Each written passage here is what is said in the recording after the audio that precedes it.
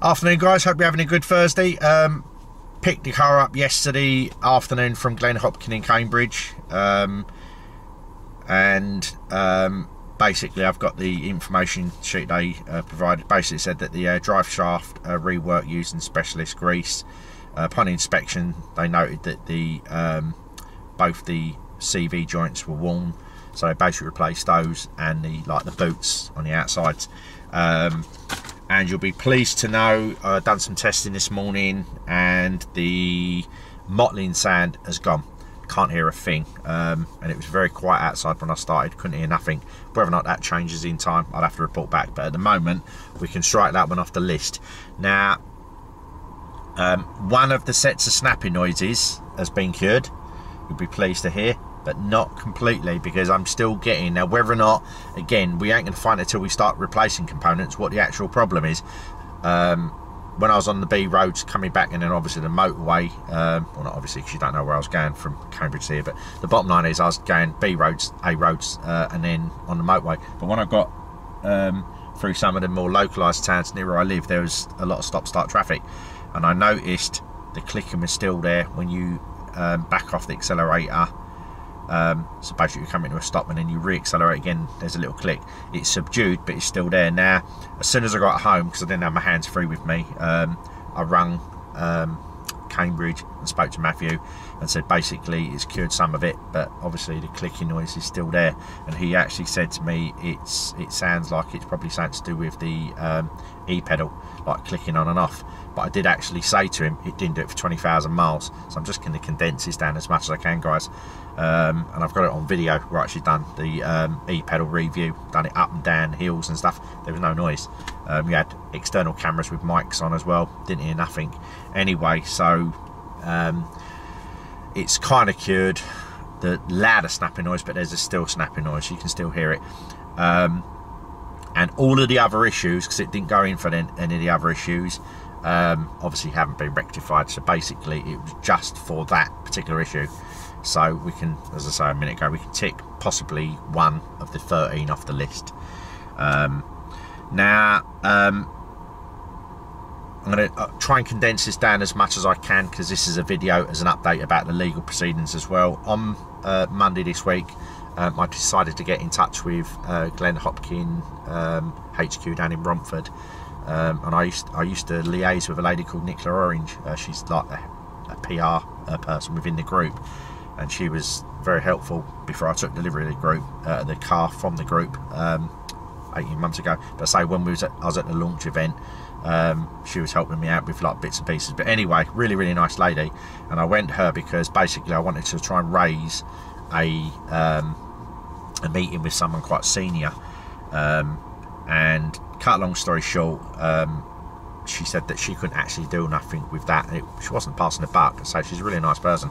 But basically she said to me that she will actually get in touch with her customer care department. Now, I didn't know nothing about the customer care department because I can't see nothing on their actual websites. It says about things on it, but I can't find any links. Anyway, cut long story short, I got this customer care email, but before I got that, later on in Monday afternoon, I had a phone call from a lady from the customer care team, and I explained all the situation, what I've done with RCI Finance, got the YouTube channel, because obviously she knows about the YouTube channel from 2 years ago, and basically I explained all the situations I'm actually having with the car, and she said to me, can you send it all out to them? So basically, cut a long story short, sent the email out to them, and literally within 2 hours on, an email come back that basically said that the customer care team are now acknowledged that, and they apologise for all the issues, blah blah blah, and basically they're going to get in touch with 3 representatives within the company to try and resolve this, or how they can resolve it.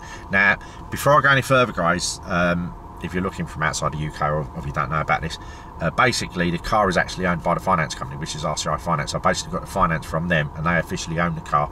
So my issues I have to have is basically with them. They then have to go to Nissan UK, the dealer group, I assume, and then Nissan UK, to obviously get recompense or whatever. So it's down to them. So anything that comes out of the Glen Hopkin group is primarily down to the group as a kind of goodwill gesture. But what I'm basically, guys, I've lost a lot of money in this. I've totaled it all up. It's 3.5 weeks loss of earnings I've lost, plus whatever, with all the outstanding faults. And I'm the only one who's basically carrying this cost, if you want to call it. I appreciate the dealers got to claim their money back from Nissan UK for diagnostics, and they probably can't get a lot of that money back, but that's how point of selling cars. A lot of cars don't have faults, and the ones that do make up for the ones that, you know, the ones that don't make up for the ones that do. So I appreciate all of that. So basically, like I say, anything that comes out of this, if RCI liaises with them anyway. So what I done was, I had a phone call from Fiona from RCI Finance about an hour or so ago. It's now in the afternoon, and basically she said to me, can I send that email out to us so maybe they can all liaise together and maybe get the things rectified? Because like I've said a few times before, guys, I'm quite happy keeping this car. It's going to be a right faff if I have to change vehicles. I've got to take the private plate of the car. It's a right rigmarole, so I'd rather be in this car because I'm used to the car and they rectify all the issues within it. However, the next point I'm about to say to you, you're probably going to go, what? And you're going to be in disbelief, as I was. Fiona's been in touch with the dealer group, and basically they're not acknowledging none of the faults on the car. Not one. Spoke to a master technician and they said they can't find nothing wrong with the vehicle. So all of the video evidence I've got about the EBD kicking in, and all of the flashing lights coming up, and the creaking on the back when people get in and out, and the groaning on the steering, and the looseness on the steering, and the headlamp issue, and the parking sensors going off, and everything else, they're basically saying the car's fine. Even though I've got video evidence showing, and you can hear the snapping noises and the creaking noises and everything else. Okay, admittedly, mottling noise is cured, but the snapping noise is still there. It's still snapping when I reverse. People getting out of the car today, it's still groaning on the back. And you probably might not hear this, but because I've got the aircon on, that's still groaning. Still groaning. And I appreciate people saying, oh, you shouldn't really touch it when it's like stationary. It shouldn't be groaning. It shouldn't be groaning. It weren't groaning for 20,000 miles or whatever it is. So at the end of the day, that's a non-starter. I'm not accepting it, and I won't accept it in this state. Bottom line is, you should still be able to turn the wheel slowly. In the handbook, it says that you should avoid fast turns, which I'm not doing. So I'm doing everything that is within the handbook that actually states you're allowed to do. If it said you're not allowed to do X, Y, Z, and that's garbage if anyone says you're not allowed to do it. Because like I've said, when you're doing a parallel park or doing a U-turn or whatever, say you're checking the tyre, yeah, and you want to see if there's a stone in it, and you turn that tyre, are you supposed to be moving it while you're doing that? Otherwise you'll end up halfway out the road. That's silly what people are saying that.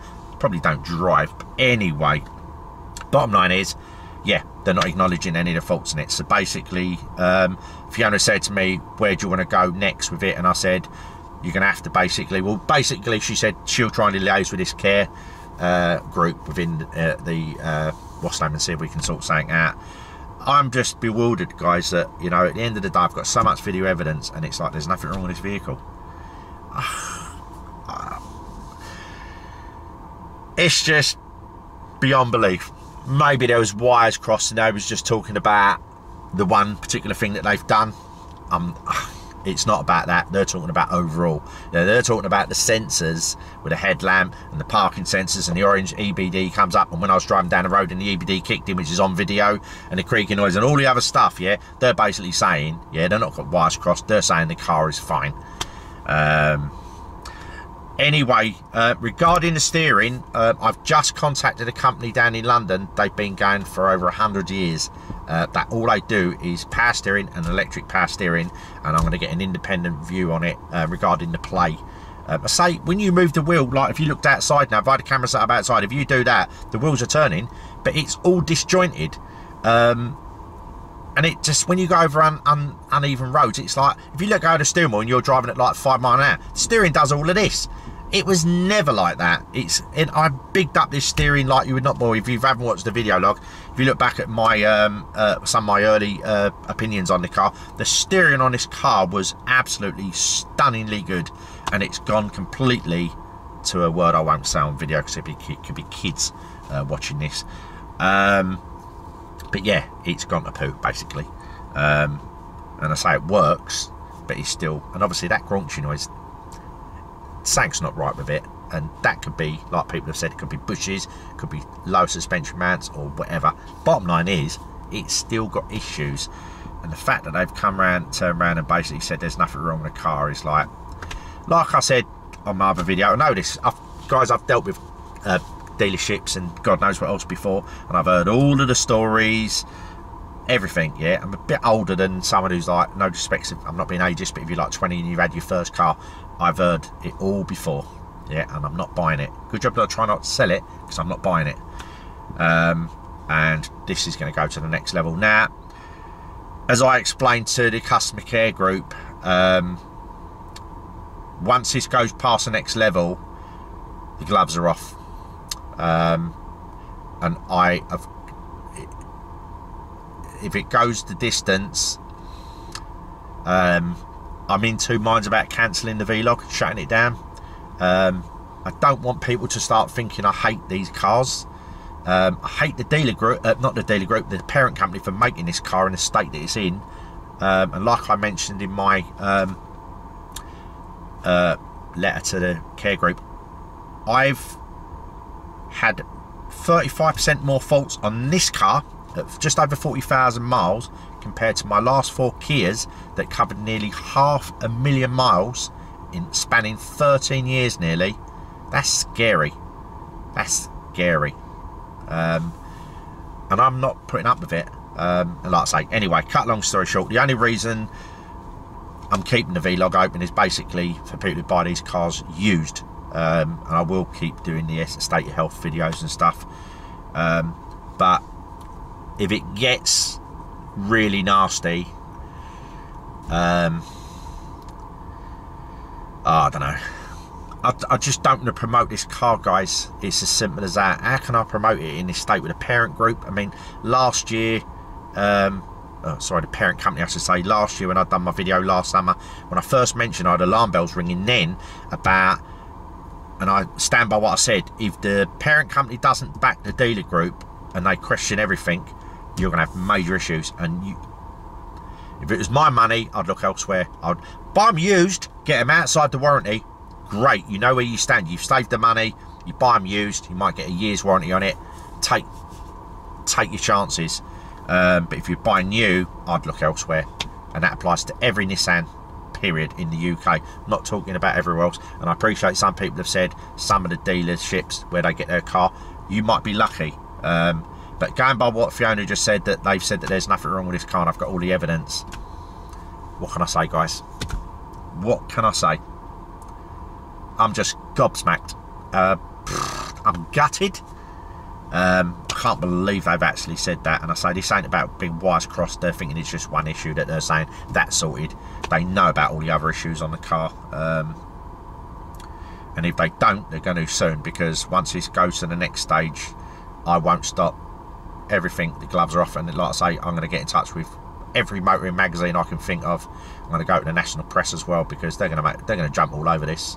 There's a lot of people out there that are very negative towards this kind of technology, and I'm not doing it to do that. By the way, guys, I love this technology, but this is just regarding my vehicle. And like I've said, if you've got a good one, great. If you've got a great dealership, great. This is just applicable to my car, so this is my car and my experiences only. And like I say, I'm trying to avoid all of this by getting to that stage. But I have to do what I've got to do, guys. Like I said, I've put a lot of money into this car, and I'm losing a lot of money, so I've got to think about myself here and not anyone else, unfortunately. Anyway, guys, I hope you have a good weekend, because I'm probably not going to speak to you before I hear back now, and I'll speak to you unless something happens on the car, touch wood it doesn't, on the next one. Bye for now.